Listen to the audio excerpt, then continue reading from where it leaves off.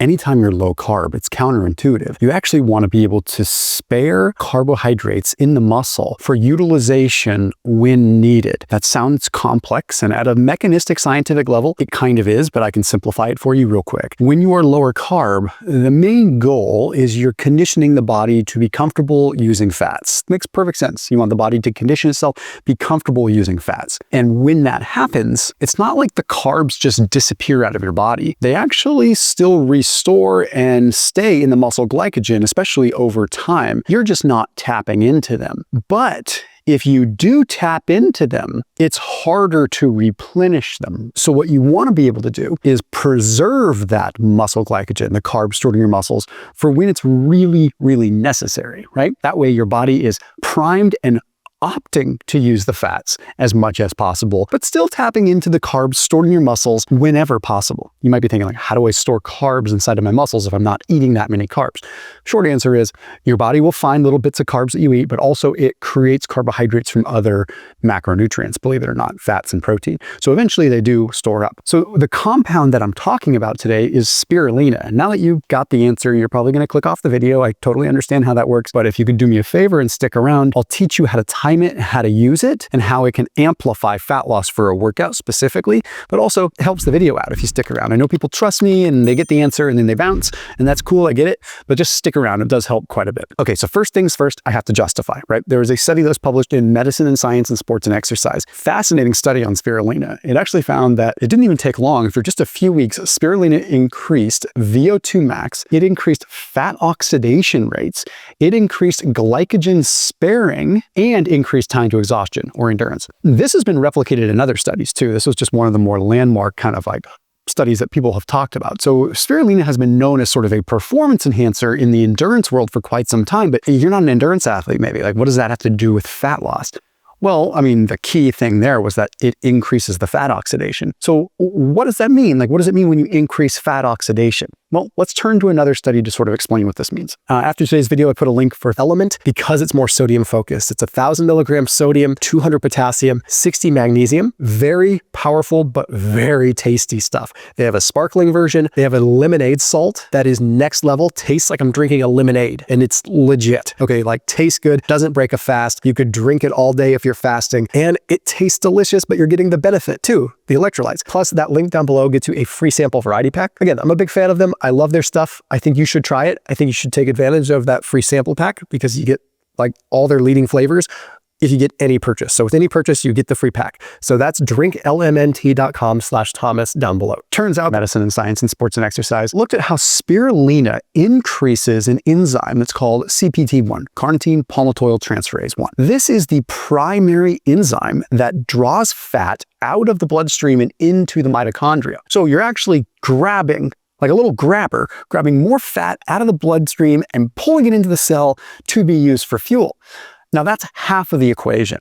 The other half is, are you metabolically functional enough to actually use those carbs? And that's where this study really shined true. This study showed that it increased mitochondrial efficiency. So the fatty acid was able to be used by the mitochondria. Now, sort of a secondary impact of this, like I was talking about with glycogen sparing, when fatty acid oxidation increases, you actually spare more glycogen.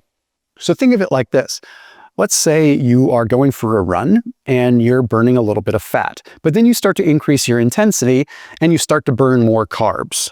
Well, you're still burning calories, but you're no longer burning as much fat because now a percentage of that is coming from carbohydrates you're burning through. Still not a bad thing, but it's just the way it works and it could slow down fat loss. That's why, like, fat loss training zones are usually slightly lower intensity. But what spirulina seemed to do is it actually increased the intensity that you could pull fat for. So as you increase that intensity, they were able to still use fat, therefore sparing the carbohydrates for when they were really needed.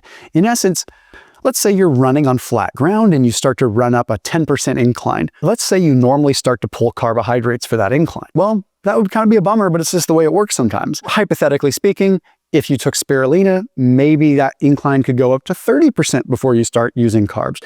So you're sparing the carbs for the truly intense work in which they should be spared for. No one is denying here, and I am a low carb dude, but I appreciate all diets. No one is denying that carbohydrates are required for higher intensity work. right? So when you start to increase that intensity, the carbs need to come on board. But why not save them for when you really need them and not blow it on a 10% incline? That's where things are really interesting. And that's why the evidence for endurance athletes is so strong with spirulina and increasing VO2 max. But from a pure fat loss standpoint, for someone that is low carb, it really can amplify proper substrate fat utilization during your actual workout. That's why, like, from a natural perspective, if you're not a big supplement person, like, spirulina is one of those. It's barely a supplement. It's an algae. It's like a food. It's just easier to get in a tablet or a powder form as a supplement rather than going down to your local pond and robbing the poor ducks of their algae.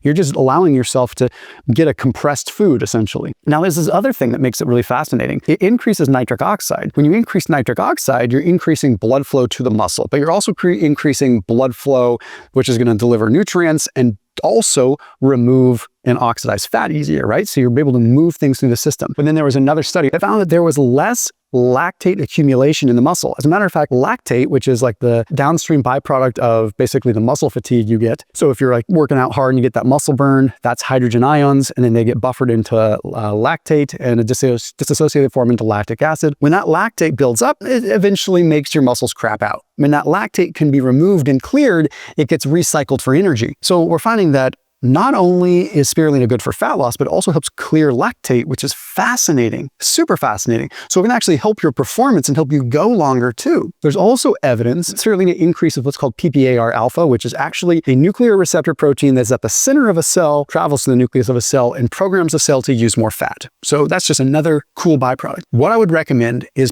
prior to a workout where you're going to be working out a little bit harder than usual, use 3 grams of spirulina. Sounds like a lot, but it's hard to overdo it with spirulina unless you're really going crazy. It's a high source of iron, but it's what's called a non-heme iron, so it's hard to utilize a lot of it anyway. You could take vitamin C and you'd actually get more of that iron, but the reality is that you want to take it pre-workout to maximize the fat loss effect. But an added bonus is if you wanted to take it pre-meal, it has a significant appetite suppressant effect. So that's a really fascinating thing too. You could also take it and it has this gastric emptying effect where it slows down gastric emptying, much like Ozempic, but in a short-term way, which is pretty fascinating. So anyhow, as always, keep it locked to here on my channel, and I'll see you tomorrow.